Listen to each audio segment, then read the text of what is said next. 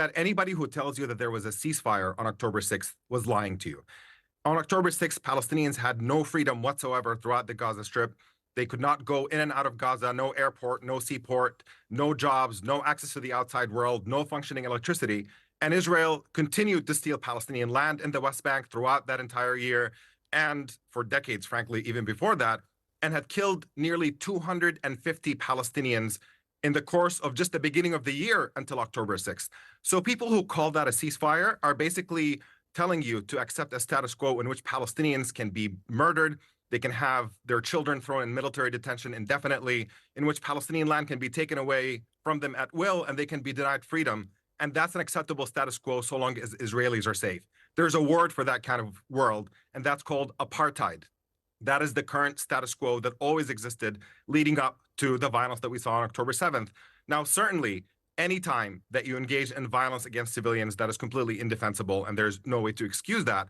Nonetheless, thinking people look at the situation that led up to it and understand that imprisoning Palestinians by the millions for no crime other than being Palestinian in Gaza and denying them access to the outside world is essentially a recipe to create a wave of violence that is effectively inevitable. People who are serious about wanting to end violence and serious about producing a situation in which there is peace for both Israelis and Palestinians have to be concerned about the driving force of that violence. And the driving force is absolutely Israeli apartheid that has denied Palestinians freedom for too long.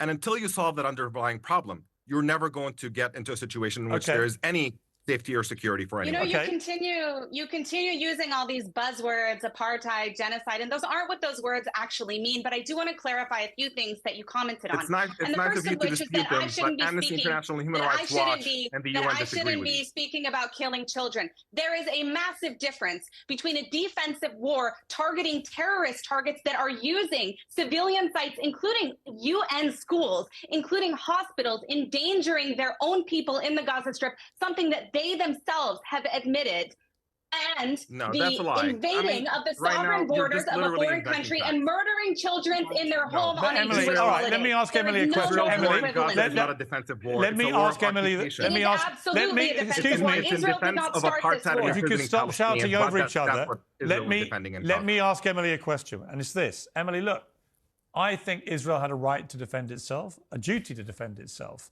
but we now have, as we've heard, I think it's 12,000 children believed to have been killed. Another 20,000 or so have been orphaned.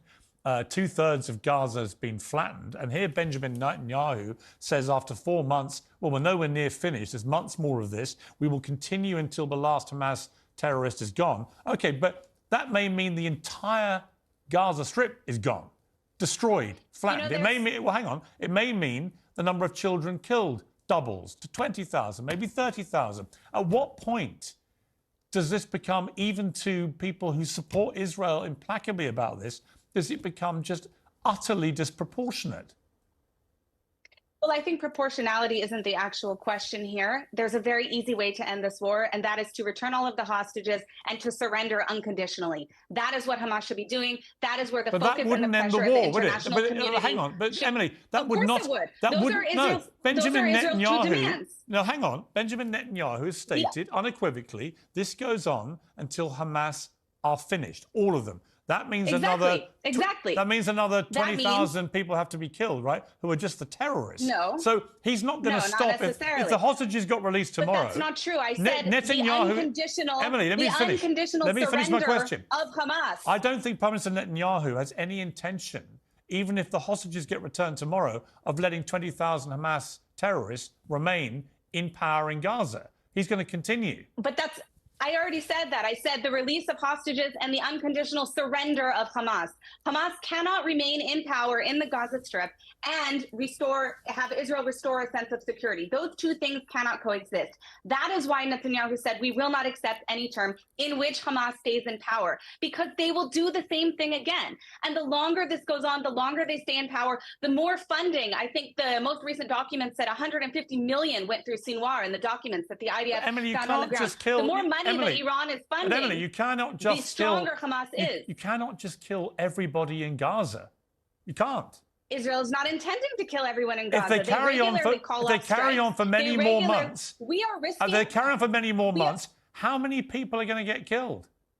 No. I can't answer that question as to how many people are going to be killed, but I can tell you that not a single, not even one more person would be killed if Hamas surrendered unconditionally today. All right, listen, we have a... be killed. Yes, can I suggest something? Yes. May I make a suggestion? Since Netanyahu and his government have, before October 7th, have already, and previous Israeli governments, have murdered more civilians than Hamas ever did, why don't we flip this equation and say that the hostages will be released once Netanyahu and his government are taken to The Hague and charged with war crimes? I think it makes much more sense. The Israelis have killed far more Palestinian children and Palestinian civilians than Hamas or any Palestinians ever have.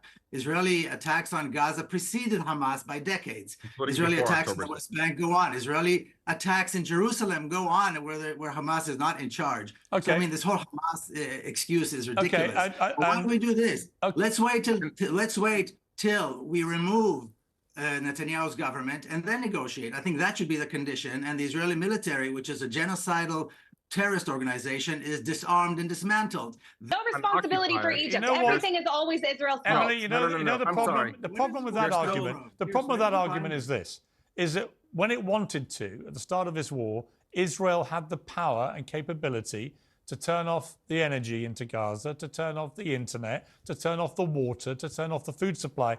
That is a form of occupation, even if you're not physically inside Gaza.